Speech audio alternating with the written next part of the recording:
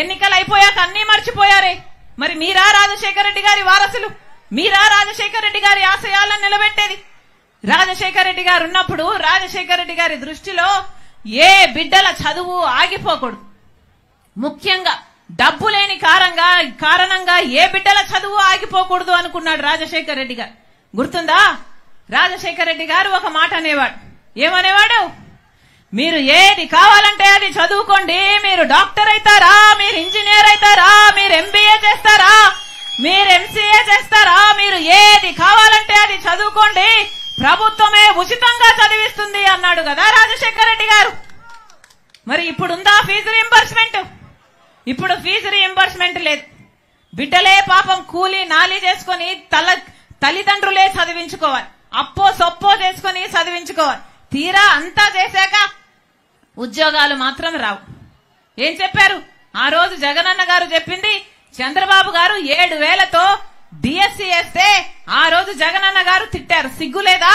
25,000 ఉద్యోగాలు ఖాళీగా ఉన్నాయి, మేం అధికారం లేకొస్తే 25,000తో మెగా డిఎస్సీ వేస్తాము అన్నారు కదా. మరి ఏమైంది?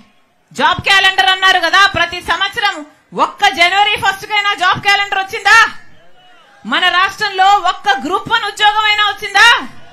అంటే మన రాష్ట్రంలో మన బిడ్డలు గ్రూప్ 1 ఉద్యోగాలు చేసే అర్హతే లేదా మనకు?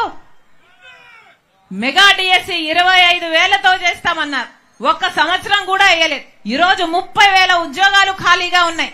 ఈరోజు 30,000 ఉద్యోగాలతో మెగా డిఎస్సీ వేయాల్సిన వాళ్ళు దగా డిఎస్సీ 6,000తో దగా డిఎస్సీ వేశారు. అది కూడా ఎలక్షన్లకు ముందు. ఇక రేపేమైతుందో ఎవరికీ తెలియదు.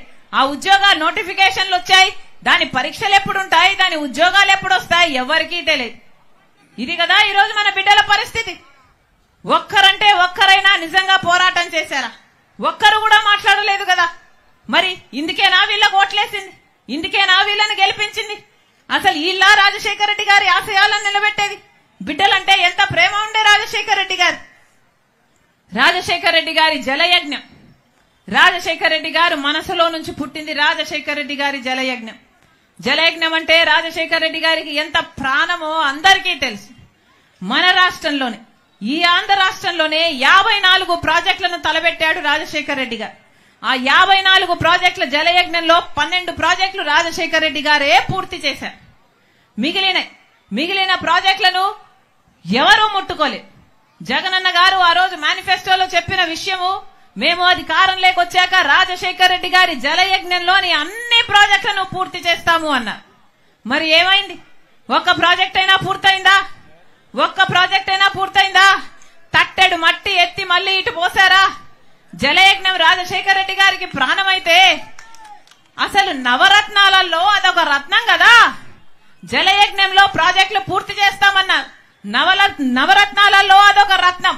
మరి ఏమైంది ఆ రత్నం? ఎక్కడ పోయింది జలయజ్ఞం? ఇదేనా రాజశేఖర రెడ్డి గారి ఆశయాలను నిలబెట్టడం అంటే? ఇక్కడ గాలేరి నగరి ప్రాజెక్టు పూర్తయితే ఈ ప్రాంతానికి ఎన్ని నీళ్లు వచ్చును? 5 నెలల్లో 6 నెలల్లో పూర్తి చేస్తానన్నాడు. 6 నెలలు పూర్తయిపోయి ఎన్ని సంవత్సరాలు అయిపోయింది? దానికి దిక్కు లేకుండా పోయింది. ఇదేనా రాజశేఖర రెడ్డి గారి ఆశయాలను నిలబెట్టడం అంటే? రాజశేఖర రెడ్డి గారు ఒక మాట చెప్తే మాట తప్పడు, మడమ తిప్పెడు. అది రాజశేఖర రెడ్డి గారు. కానీ రాజశేఖర రెడ్డి గారి ఆశయాలను నిలబెడుతున్నామని చెప్తున్న వీళ్ళు ఒక్క మాట అంటే ఒక్క మాట అయినా నిలబెట్టుకున్నారా? మేనిఫెస్టోలో ఇన్ని మాటలు చెప్పారే, మేనిఫెస్టోలో ఏం చెప్పాడు జగనన్న గారు? పూర్తి మద్యపాన నిషేధం చేస్తానన్నాడు. ఏమన్నాడు?